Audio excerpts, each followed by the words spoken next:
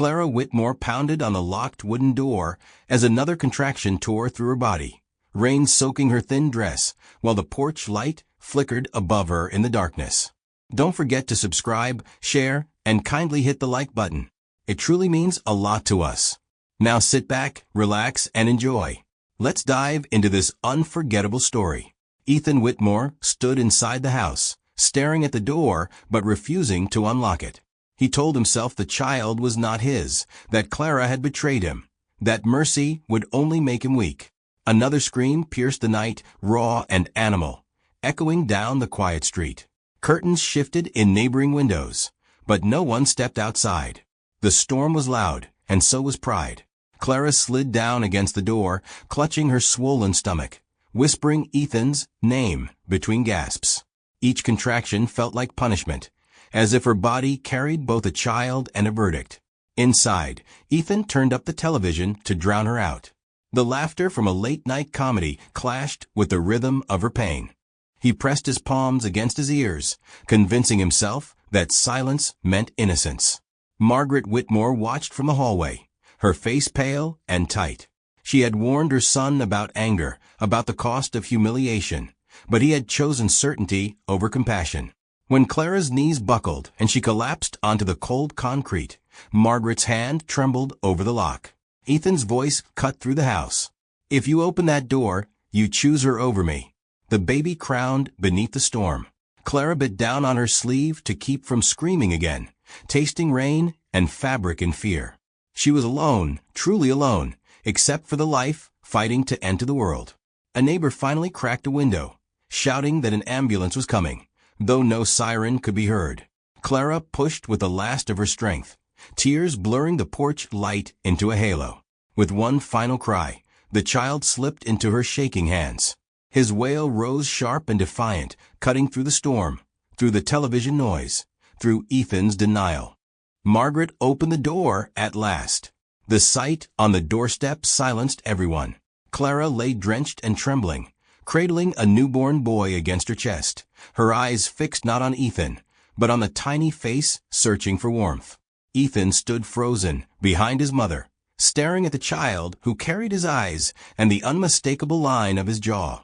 For a fleeting second, doubt cracked his certainty, but pride sealed it shut. "That isn't mine," he said, the words thin and brittle. Clara did not argue. She only looked at him, memorizing the man who had chosen comfort over courage. An ambulance finally screamed around the corner, red lights washing over the house like accusation. Paramedics rushed forward, lifting Clara and the baby onto a stretcher.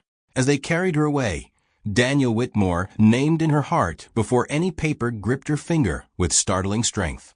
Ethan remained on the porch unmoving, while rain blurred the blood from the concrete.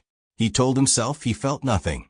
Yet long after the sirens faded, the echo of that newborn cry lingered inside the locked house, refusing to be silenced. Regret had already begun its patient work that night. The hospital corridors smelled of antiseptic and wet linen as Clara Whitmore sat upright in a narrow bed, her newborn sleeping against her chest while a nurse waited beside her with a clipboard. "Mother's name?" the nurse asked gently. "Clara Whitmore." "And the father?" Clara hesitated. The pause felt louder than the storm from the night before. Outside the thin hospital window, morning light exposed bruises on her arms and dried blood along her legs. Daniel stirred softly, unaware of the silence shaping his identity. The nurse looked up. "Ma'am, we need a name for the birth certificate." Clara swallowed. "Ethan Whitmore." Almost on cue, the door opened. Ethan stepped inside in a press shirt, his hair combed as if attending a meeting rather than visiting a maternity ward. He did not look at Clara first. He looked at the baby. "That name won't be necessary," he said flatly. The nurse frowned. "Sir, I'm not the father." Clara's fingers tightened around the blanket. "Ethan, please." "Don't," he snapped. "Don't start." The nurse shifted uncomfortably. "Sir, if there's a dispute, we can arrange a paternity test." "I don't need a test," Ethan replied. "I know." Clara's voice trembled. "You know? You locked me outside." "And I'd do it again," he said quietly. "I won't raise another man's mistake." The words struck harder than the contractions had. Daniel whimpered, as if absorbing the tension. The nurse cleared her throat. Sir, if you're refusing acknowledgement, I'll need you to sign a denial of paternity form. Bring it. Paperwork appeared like judgment incarnate. Ethan signed without hesitation, the pen scratching across the page with brutal finality. Clara stared at the signature Ethan Whitmore, bold and certain. A name that would not protect her son. Do you understand what this means? The nurse asked him. No legal rights. No legal responsibilities. That's exactly what I want. Daniel began to cry, sharp and piercing. Clara rocked him gently. It's okay, she whispered. I've got you. Ethan turned toward the door. Ethan, Clara said, desperation cracking through. Just look at him. He paused but did not step closer. I've looked. Look again. For a moment, something flickered across his face. The baby's tiny hand stretched outward, fingers curling in the air. Ethan's jaw tightened. This is manipulation, he muttered. You always did know how to stage a scene. Clara's breath caught. I never lied to you.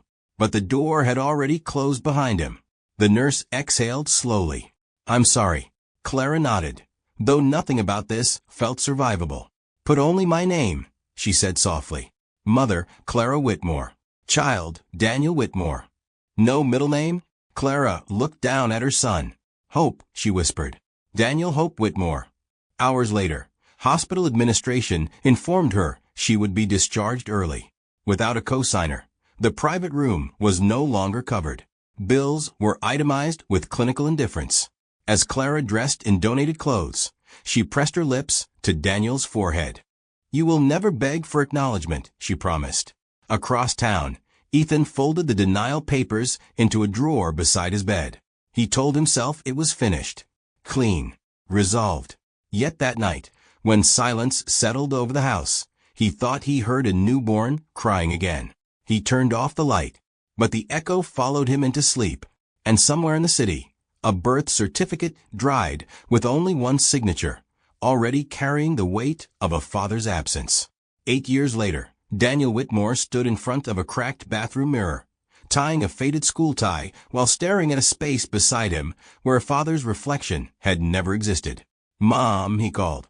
Are Dad supposed to come to career day? Clara Whitmore paused at the stove, her back stiffening before she answered. Sometimes. Is mine busy? The question hovered between them like fragile glass. Clara forced a small smile as Daniel entered the kitchen, backpack slung over one shoulder. He had Ethan's eyes sharp, observant, impossible to ignore. Your father made his choices, she said carefully. That's not what I asked. Daniel's voice wasn't angry. It was curious. That hurt more. Clara knelt in front of him. You don't need someone who chose not to stay. Daniel studied her face as if searching for a hidden diagnosis.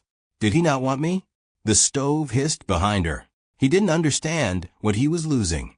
At school, the gym buzzed with proud fathers in suits and uniforms. Police officers, engineers, business owners. Daniel stood beside an empty folding chair with his name taped to the back. A classmate nudged him. My dad says boys without dads usually mess up. Daniel didn't answer. His jaw tightened just slightly. When it was his turn to speak, he walked to the microphone alone. His teacher whispered, It's okay if you want to skip. Daniel shook his head. My name is Daniel Whitmore, he began, voice steady. When I grow up, I'm going to be a doctor. A ripple of murmurs passed through the crowd. Why? A parent called from the bleachers. Daniel hesitated only briefly. Because doctors don't leave when things get hard. The room fell quiet. After school, Clara found him unusually silent as they walked home. How was it? Fine. She stopped him gently. Daniel. He finally looked up. Is he alive? The directness startled her. Yes. Does he know I exist? Clara inhaled slowly. He knows. Daniel absorbed that. So he decided. It wasn't a question. That evening, Clara overheard him in his room. He wasn't crying. He was researching on an old borrowed laptop videos of heart surgeries, anatomy diagrams, interviews with surgeons. You're only 8, she said softly from the doorway. He didn't turn around. How long does it take to become a doctor? Many years. Good. He finally faced her. Then I have time. For what? To become someone he can't ignore. The words sliced deeper than any insult ever could. Later that night, Clara sat alone at the kitchen table. Unpaid bills spread before her. She pressed her fingers to her temples, wondering how she would ever afford medical school. From the hallway, Daniel's voice floated softly. Mom. Yes. If someone doesn't claim you, does that mean you're not theirs? Clara walked to his doorway. He was already half asleep. No, she said firmly. Blood doesn't disappear because someone pretended did. Daniel's eyelids fluttered. Then he'll see one day. Clara brushed his hair back. See what? That he was wrong. She watched him drift to sleep, determination etched even in rest. Across town, Ethan Whitmore signed business contracts beneath polished chandeliers, praised for his discipline and decisiveness. He never mentioned the child he had denied. But somewhere beyond pride and paperwork, a quiet clock was ticking. And Daniel Whitmore was already counting the years. Crystal chandeliers shimmered above a ballroom of polished marble as Ethan Whitmore adjusted his cufflinks, smiling for photographers beside the woman he now called his wife. Closer, the photographer instructed. Perfect. Lillian Hartley leaned into Ethan, radiant in white silk. You look tense, she whispered. I'm not, he replied smoothly. Just tired. Applause rippled through the hall as guests toasted the newlyweds. Champagne glasses clinked. Laughter rose effortlessly. Ethan thrived in rooms like this, rooms where history could be rewritten by appearance. Across town, Clara Whitmore folded laundry in their small apartment while a muted television flickered.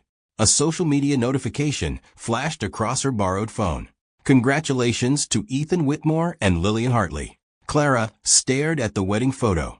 Ethan looked proud, untouched, untarnished. Daniel walked in carrying a library book nearly bigger than his backpack. Mom, what's wrong?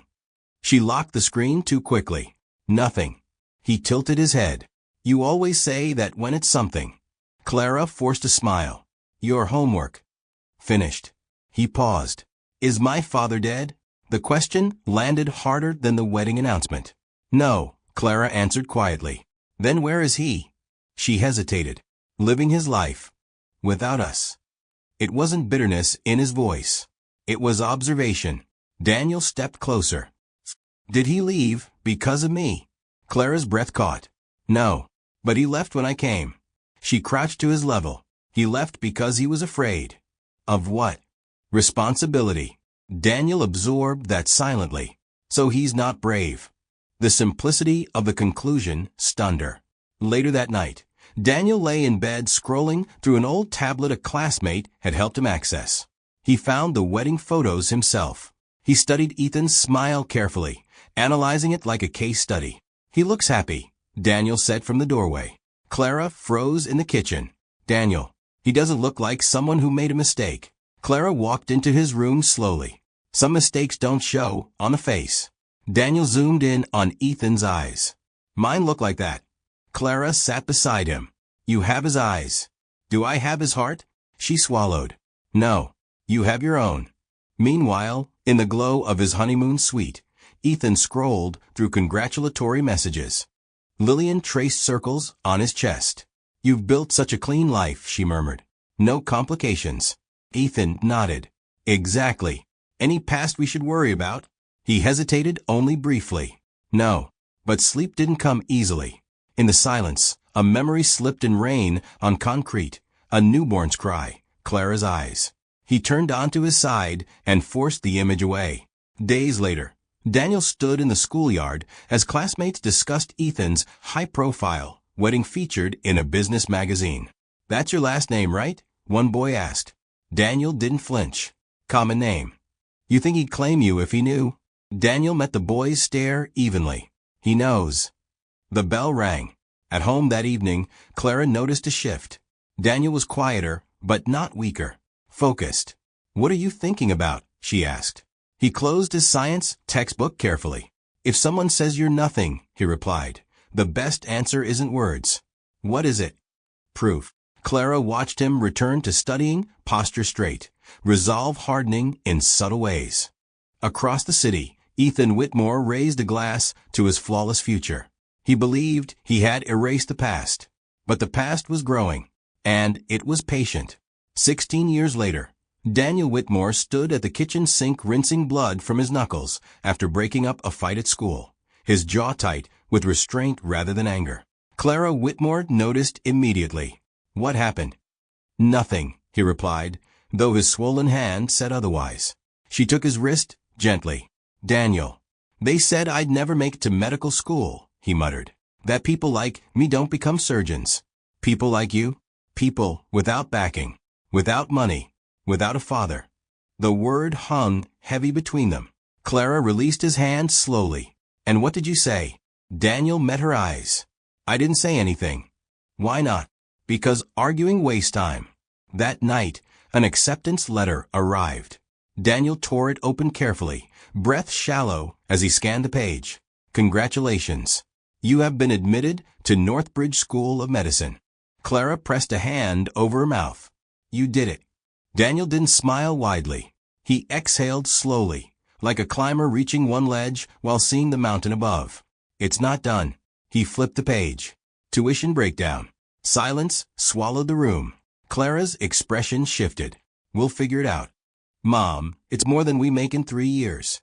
She squared her shoulders. "Then we'll make more." Over the next weeks, Clara took extra shifts at the diner, hands blistering from constant dishwater, feet swollen from 14-hour days. Daniel picked up tutoring jobs, sleeping only 4 hours a night. One evening, Clara collapsed in the kitchen. "Mom." Daniel caught her before her head hit the counter. "I'm fine," she insisted weakly. "You're not fine.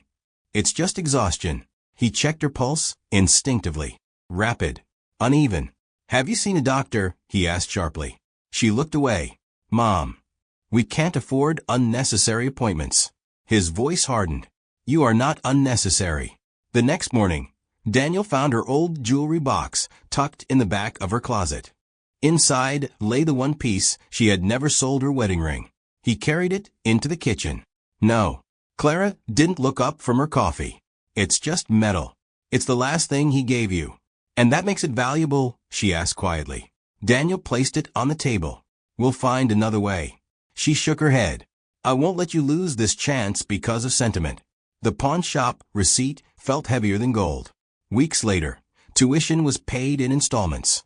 Daniel prepared to leave for campus. On his final night at home, Clara handed him a small envelope. Inside was a folded copy of his birth certificate. "Why are you giving me this?" he asked.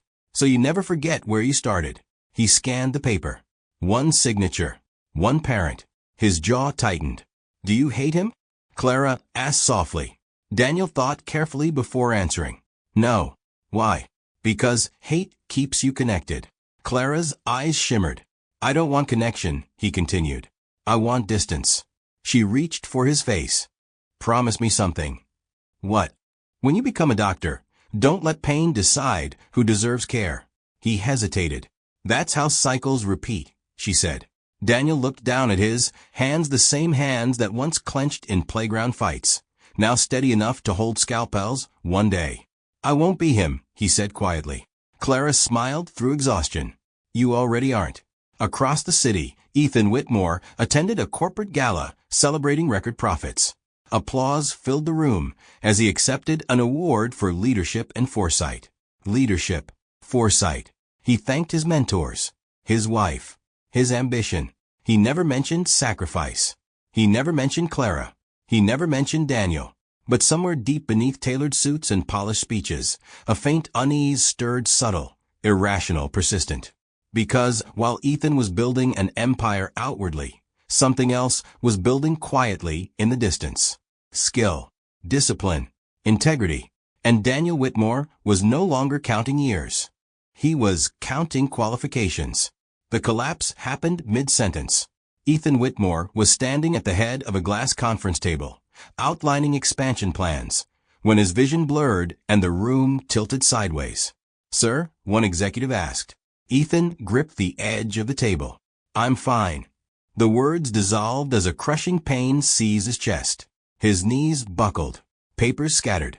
The last thing he saw before hitting the floor was his own reflection in the polished surface, distorted. Sirens replaced applause. Inside the ambulance, a paramedic pressed electrodes to his chest. Pulse unstable. Possible cardiac event. Ethan tried to speak, but couldn't draw enough air. For the first time in years, control abandoned him completely. At Whitmore General Hospital, doctors moved quickly. Severe arrhythmia, one cardiologist muttered. This isn't routine.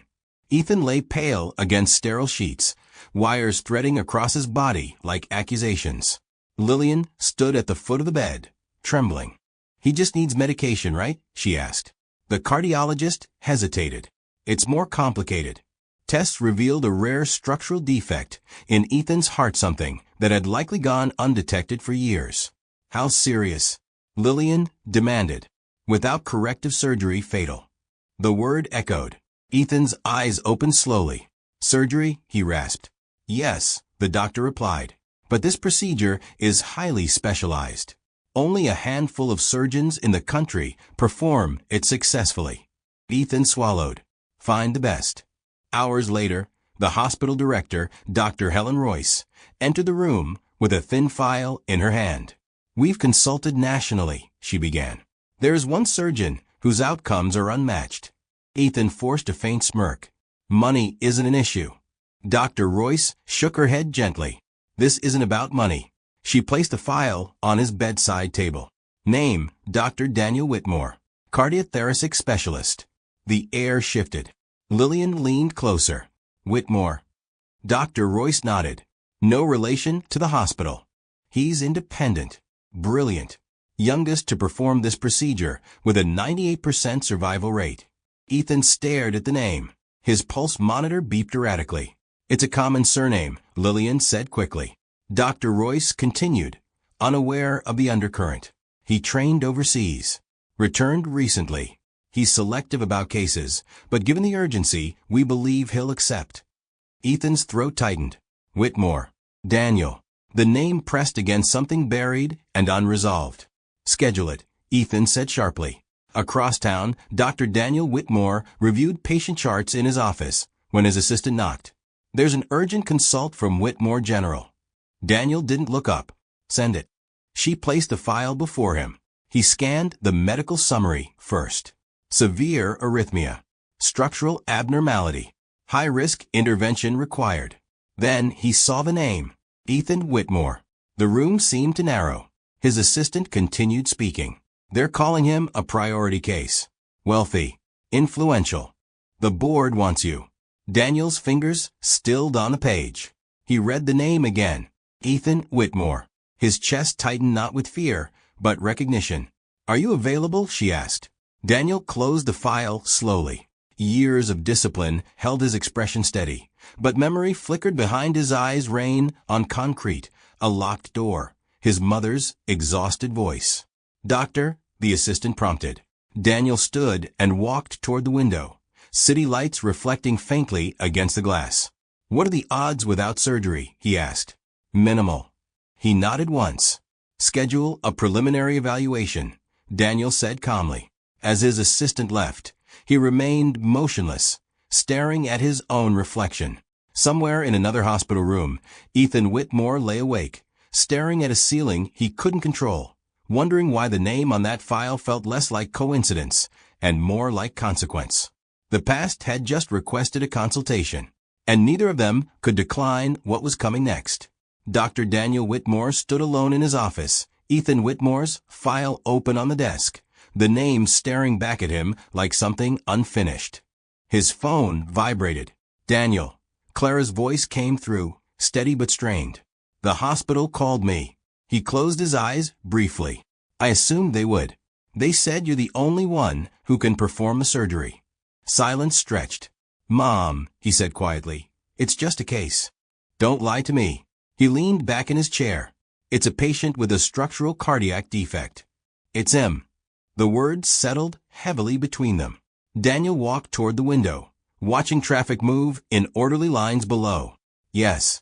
Clara exhaled slowly. You don't have to take it. The board already recommended me. You can refuse. Yes, he said evenly. I can. And will you? He didn't answer immediately. Daniel, she pressed gently. This isn't about proving anything. I know. Then what is it about? He finally spoke, voice measured. If I refuse, I'll always wonder whether I made that choice as a doctor or as a son. Clara's breath caught softly. And if you accept, I'll have to operate with steady hands. There was a long pause. I won't stop you, she said. But promise me something. What? Don't let that night into the operating room. He glanced at his reflection in the glass. It's already there. Across town. Ethan lay restless in his hospital bed as Dr. Helen Royce entered. He's agreed to evaluate you, she said. Ethan's pulse monitor quickened. When? Tomorrow morning. Lillian squeezed his hand. See? The best. Ethan nodded, but unease lingered. How old is he? Mid-30s, Dr. Royce replied. Highly respected. Disciplined. Disciplined. The word unsettled him for reasons he couldn't explain. The next morning, Daniel walked through Whitmore General's corridor, white coat crisp, expression controlled. Staff whispered as he passed. That's him. The prodigy. He stopped outside Ethan's room, hand resting briefly on the door handle. Inside, Ethan stared at the ceiling, rehearsing confidence. The door opened. Daniel entered without hesitation. For a moment, neither spoke. Ethan's eyes scanned the young surgeon's face, sharp jawline, familiar eyes, controlled posture. Something in his chest tightened beyond the defect. Mr. Whitmore, Daniel said professionally. I'm Dr. Daniel Whitmore. The name landed fully this time. Ethan blinked once. Whitmore, he repeated slowly. Yes. Lillian stepped forward. Doctor, we're grateful you agreed to take the case. Daniel nodded politely, never breaking eye contact with Ethan. I've reviewed your scans, Daniel continued. The procedure is complex but viable. Ethan studied him carefully. Have we met? Daniel's expression didn't shift. Not formally. The air felt charged. Ethan searched his memory. Rain. A cry. A woman on a porch. Impossible. What are my odds? Ethan asked. With surgery, high, Daniel replied. Without it, significantly reduced. And you're confident? Yes. A flicker of something, pride? Fear? Recognition? Passed through Ethan's eyes. Daniel closed the file. I'll need your consent. Ethan reached for the pen with slightly trembling fingers. You're certain you're the best for this? Daniel held his gaze steadily. I'm certain I can do it. The pen scratched across the page. As Daniel turned to leave, Ethan spoke again. Doctor. Daniel paused. You seem very sure of yourself. Daniel looked back calmly. Experience teaches you what hesitation costs. Their eyes locked for a second longer than necessary. Outside the room, Daniel exhaled slowly. Inside, Ethan stared at the closed door, an unfamiliar chill creeping through him. For the first time, the man who once controlled everything felt something slipping beyond his grasp. And neither of them had spoken the word that hung unspoken between them. Yet the pre-surgery consultation room felt colder than necessary. Ethan Whitmore sat upright in a hospital chair, heart monitor humming softly beside him, as Dr. Daniel Whitmore entered carrying updated scans. Good morning, Daniel said evenly. Ethan studied him more openly now. Morning, doctor. Daniel placed the images on the light board. Your condition has progressed slightly. We should operate within 48 hours. Lillian shifted nervously. Is that dangerous? Waiting is more dangerous, Daniel replied. Ethan's gaze didn't leave Daniel's face. You seem familiar. Daniel kept his tone clinical. I assure you, I review every case thoroughly. That's not what I meant. A pause. Daniel pointed to the illuminated scan. The defect is here. I'll reconstruct this section and stabilize rhythm. Ethan nodded slowly. You speak like you've done this 100 times. 87, Daniel corrected calmly. Lillian offered a thin laugh. Young and precise. Ethan leaned forward slightly. Where did you train? London. Then Boston. And before that, Daniel met his eyes directly. Local schools. Family in medicine. Ethan pressed. Daniel's jaw tightened almost imperceptibly. No. Silence pressed against the walls. Ethan cleared his throat. You know, Whitmore isn't a common name in this city. Daniel's pulse flickered once on his own smartwatch, but his voice remained steady. It's common enough. Lillian stood. I'll get coffee. When she exited, the room felt smaller. Ethan lowered his voice. Do you believe in coincidence, doctor? Daniel folded his hands behind his back. In medicine, we believe in cause and effect. Ethan watched him carefully. You ever had a patient you didn't want to save? The question struck sharper than intended. Daniel answered without hesitation. No, never. Personal feelings don't enter the operating room. Ethan studied him longer. You speak from experience. Daniel's composure thinned for the briefest second. A memory surfaced, rain, concrete, a newborn cry echoing against locked wood. Before he could stop himself, the word slipped. Father, the air froze. Daniel's breath caught. Ethan's eyes widened slightly. Daniel corrected immediately. Further complications could arise if post-operative care isn't followed. But the damage was done. Ethan's voice dropped. What did you just say? Daniel's face returned to calm professionalism. I said further. Ethan's pulse monitor quickened subtly. You almost called me something else. Daniel gathered the scans. Stress affects hearing perception. Ethan stared at him. Look at me. Daniel did. In that sustained eye contact, resemblance became undeniable. The shape of the eyes, the tension in the jaw, the way silence was wielded like control. Ethan's voice softened. How old are you? 32. The math calculated itself. Ethan swallowed. Daniel stepped back toward the door. Surgery is scheduled for Friday at 6 a.m. I suggest you rest. Daniel. The use of his first name hung heavily. Daniel paused. Have we met before? Ethan asked quietly. Daniel held his gaze for a long second. Yes, he said finally. When? Daniel opened the door. On a night you chose not to remember. He exited before Ethan could respond. Inside the room, Ethan's breathing grew uneven, not from arrhythmia, but from realization clawing at certainty.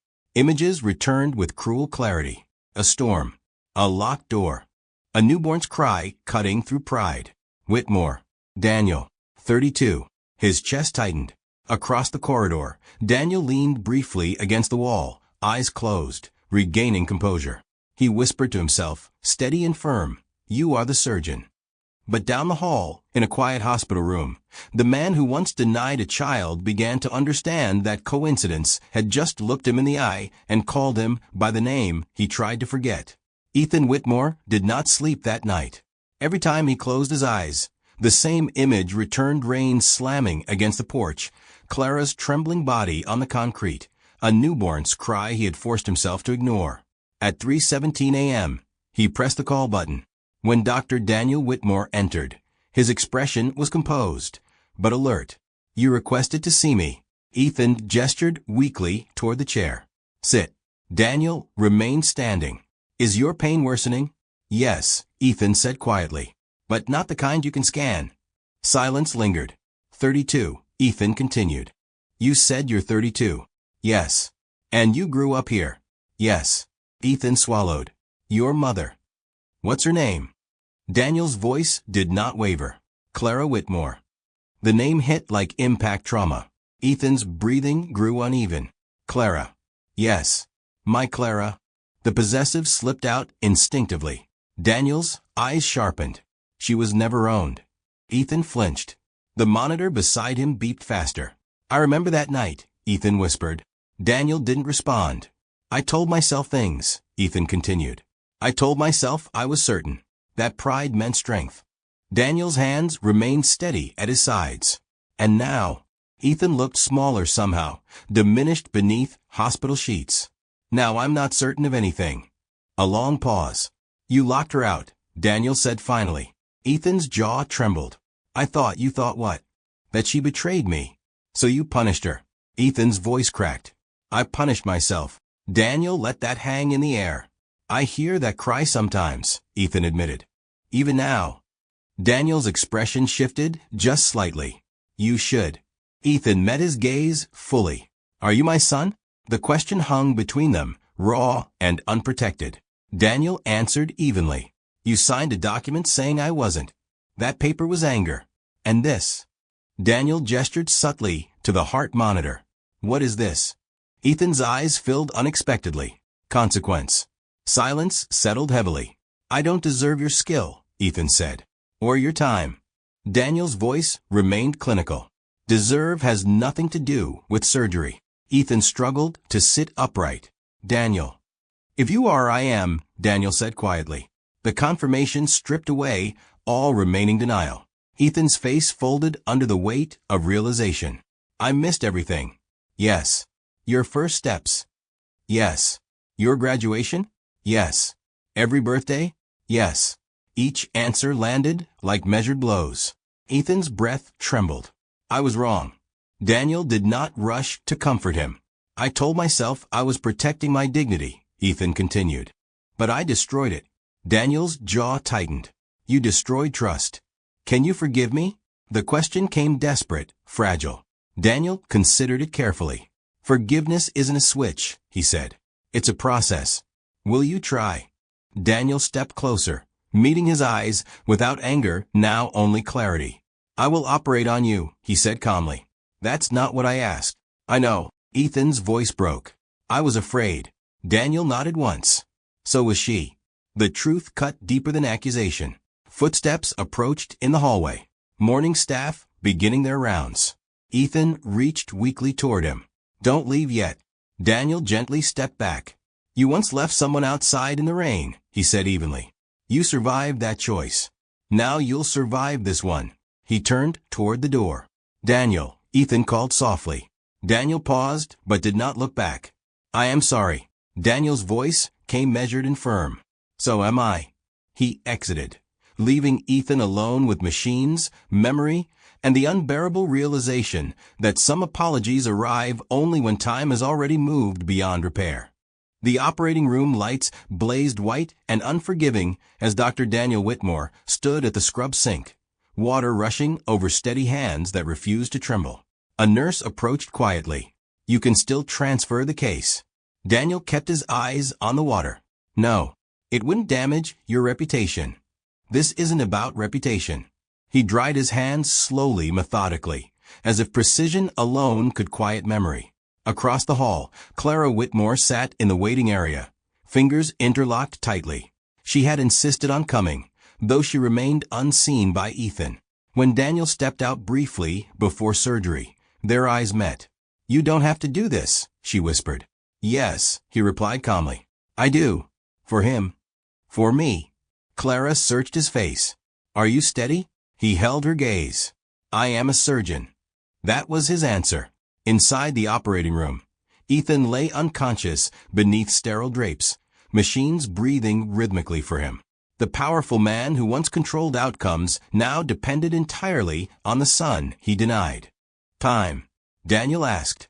6:02, the anesthesiologist replied. Begin. The first incision was clean, precise. As layers opened, Daniel's focus narrowed to anatomy and rhythm. Not rain, not memory. Bypass ready, a nurse confirmed. Daniel worked deliberately, guiding instruments with calm authority. Suddenly, the monitor flickered. Pressure dropping, someone warned. Daniel didn't hesitate. Stabilize. Increase flow. The room tightened with urgency. Outside, Clara felt something shift. She closed her eyes, whispering nothing in particular. Inside, Daniel adjusted clamps, fingers moving instinctively. For a brief second, an image intruded his mother on cold concrete. His grip tightened. You're losing him, the anesthesiologist said. No, Daniel answered firmly. We are correcting. He leaned closer, voice low but commanding. Stay with me. The team moved in synchronized rhythm around him. Pulse returning, the nurse reported. The monitor steadied. Daniel exhaled once, shallow but controlled. The damaged section of the heart was reconstructed carefully. Sutures placed with unshakable precision. Hours stretched. Finally, Daniel stepped back. Close. As the surgical team began final procedures, Daniel stared briefly at the exposed heart now beating under assisted rhythm. This was the same heart that once hardened against a crying woman. Now it beat because of the child it had refused. He removed his gloves slowly. Successful repair, he stated. The room released collective tension. Outside, Clara stood as Daniel emerged. Her eyes searched his immediately. Question mark. He's alive, Daniel said evenly. She exhaled, relief and complexity mixing in silence. You saved him, she whispered. I did my job. Behind the recovery room glass, Ethan's chest rose steadily. Machine-assisted, but stable. Dr. Helen Royce approached Daniel. Outstanding work. Textbook execution. Daniel nodded politely. Given the circumstances, she added carefully, that couldn't have been easy. Daniel met her eyes calmly. The heart doesn't recognize resentment. It only responds to skill. She studied him with quiet respect. Later, alone in a corridor, Daniel allowed himself one long breath. He had held a life in his hands. He had chosen competence over revenge. Inside the recovery room, Ethan stirred faintly, unaware that the steady rhythm in his chest was carried forward by the son he once refused to claim. Clara touched Daniel's arm gently. You broke the cycle, she said. Daniel looked through the glass at the man who had shaped his life by absence. No, he replied quietly. I just refused to repeat it. And for the first time, the power in the room did not belong to pride. It belonged to restraint. The first thing Ethan Whitmore felt was rhythm. Slow, steady, mechanical, yet alive. He opened his eyes to the muted glow of recovery room lights and the soft beeping of a monitor that confirmed what he barely believed: he was still here. A nurse noticed the movement. Welcome back, Mr. Whitmore. His throat felt raw. The surgery. Successful. He swallowed carefully. Dr. Whitmore completed the procedure flawlessly. The surname landed differently now. Hours later, once the anesthesia fog thinned, Ethan asked again, where is he? He finished his post-operative notes and left for the day. Call him. I'm not sure he's available. Call him. The nurse hesitated, but stepped out. When she returned, her expression was measured. He's not in the building. Ethan frowned weakly. Then schedule something. I'll inform administration. Days passed as recovery progressed faster than predicted. Every visiting physician praised the precision of the surgery. Clean reconstruction. Exceptional suturing. Remarkable composure under pressure. Each compliment tightened something inside Ethan rather than soothing it. On the third day, Dr. Helen Royce entered with a folder. You're healing well, she said. I want to see Dr. Daniel Whitmore. She paused briefly. He's taken temporary leave. Ethan stared at her. Leave? Yes. For how long? Indefinite. The word hollowed the room. Where? Ethan pressed. I can't disclose personal details. He pushed himself upright despite discomfort. I need to speak to them. Dr. Royce met his gaze steadily. You had that opportunity before surgery. Regret burned sharper than any incision. Across town, Clara stood beside Daniel in a quiet airport terminal. You didn't tell him? She asked softly. No. Why? Daniel watched planes taxi along the runway. Because this was never about closure for him. And for you? He considered the question. Closure doesn't require conversation. Clara studied her son, the steadiness in his posture, the calm in his breathing. Running, she asked gently. Expanding, he corrected. There's a fellowship overseas. Advanced research. She nodded slowly. You save his life. Yes. And now I live mine. Back at the hospital, Ethan stared at the empty chair beside his bed, imagining Daniel sitting there professional, distant, composed. He pressed the call button again. Can you deliver message? He asked the nurse. I can try. Tell him. Ethan's voice faltered. Tell him I am proud of him. The nurse hesitated slightly. I'll pass it along. But no reply came. Margaret Whitmore visited quietly that evening, her once confident demeanor softened by age and regret. You survived, she said gently. Yes. She looked at him carefully. But I missed him, Ethan whispered. Margaret nodded. You chose to. He closed his eyes. I thought denial would erase consequence, he admitted. It rarely does, she replied. Outside, rain began tapping lightly against the hospital window, soft, almost nostalgic. Ethan listened to it with new awareness. Does he hate me? He asked quietly. Margaret considered. No. How do you know? Because he operated. The simplicity of it struck deeply. Ethan turned his head toward the window, watching droplets trace uneven paths down the glass. He had been granted life, but not access. And as discharge papers were signed days later, he understood something with painful clarity. Survival was not restoration. Some bridges, once burned, do not rebuild. They simply remain visible from a distance, reminders of choices that cannot be reversed. And somewhere beyond reach, the son he once denied was already becoming something greater than regret. 5 years later, Ethan Whitmore sat alone in his study, the house quieter than it had ever been, a medical journal resting open in trembling hands. On the cover, Dr. Daniel Whitmore, pioneer in advanced cardiac reconstruction. Ethan traced the printed name slowly, as if touch could bridge distance. His own heart, repaired once with extraordinary precision, was failing again. This time, age and accumulated damage had narrowed the options. No surgical solution, his current cardiologist had said gently. Management only. Management. A polite word for decline. Across the ocean, Daniel Whitmore stood before a lecture hall filled with young surgeons, explaining the importance of emotional neutrality in high-risk procedures. The heart, he said calmly, responds to precision, not sentiment. Applause followed. Back in his study, Ethan closed the journal and leaned back, breath shallow. He had tried, in the years since the surgery, to reconnect. Letters written and rewritten. Messages sent through intermediaries. No reply. Until now. A single envelope had arrived that morning. No return address. Just his name written in unmistakably steady handwriting.